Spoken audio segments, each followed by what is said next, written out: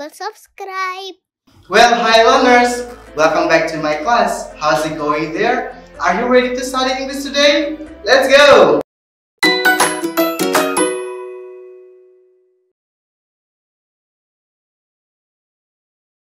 Okay learners, hari ini kita akan belajar tentang what is possessive nouns.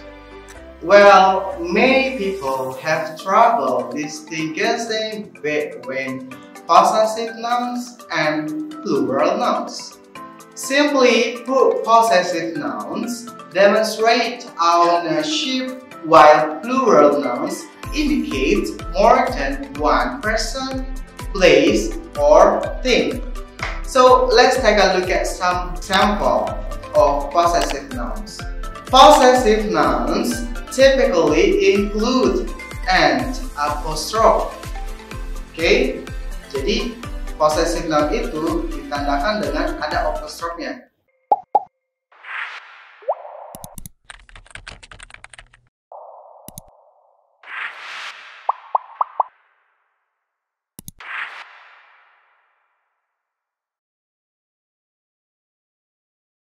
Okay, for example, Jennifer's imagination ran wild as she pictured the accident. Contohnya lagi, the kitten's favorite toy is a stuffed cat named Mouse. And another example, the kids' toys are in the basket. So think of the apostrophe as a hook reaching out to take ownership of the nearby object. Without a little book grabbing onto the S or the next word, the noun is simply plurals.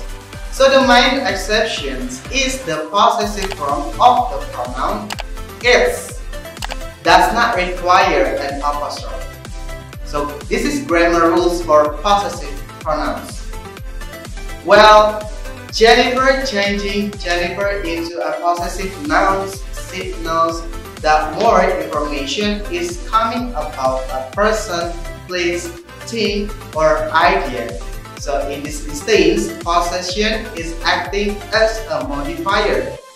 For example, let's dive into 5 rules for possessive nouns. Number 1, making singular nouns possessive.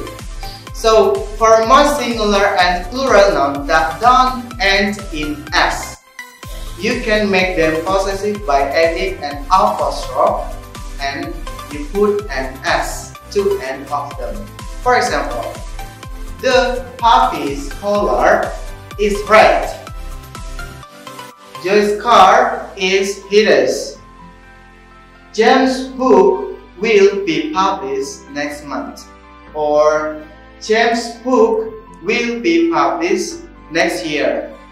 So you will use this rule that most. So be sure to pay attention to it. Of course, English has some words that are plural but do not have an s at the end of, like children, sheep, and woman. So this is the irregular plural words are treated as if they were singular words when making non-possessive. Now, if a singular noun ends in s, you can either add an apostrophe s to the end or just an apostrophe. So both are considered correct. The one you choose depends on how awkward the word sounds with an extra s. For example, like Mr. Roberts. So you just put the s in the last. Mr. Roberts. Only S and then an apostrophe. Okay, rule number 2, making plural nouns possessive. Well, add just an apostrophe to end of plural nouns that already ends S.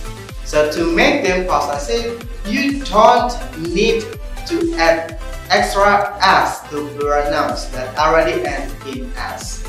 Well, simply track add the apostrophe onto the end to indicate that plural noun is now a plural possessive. Look at the examples. The company's worker went on streetcar together. And another one, you need to clean out the horses' stalls. Horses, jadi ada apostrophe. Kemudian the two countries' armies amassed on the border. Okay, rule number 4. When multiple nouns share possession, you may be writing about two people, places, or things that share possession of an object. Well, if two or more nouns share partnerships, indicate the possession only once and on the final noun in the group. So make sure to add the opposite s to the last noun only.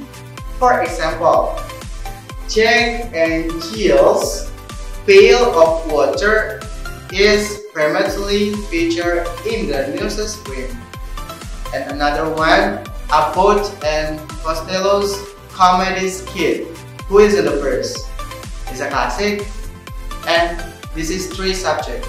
Rose, Jew, and Candle's adventures are hilarious.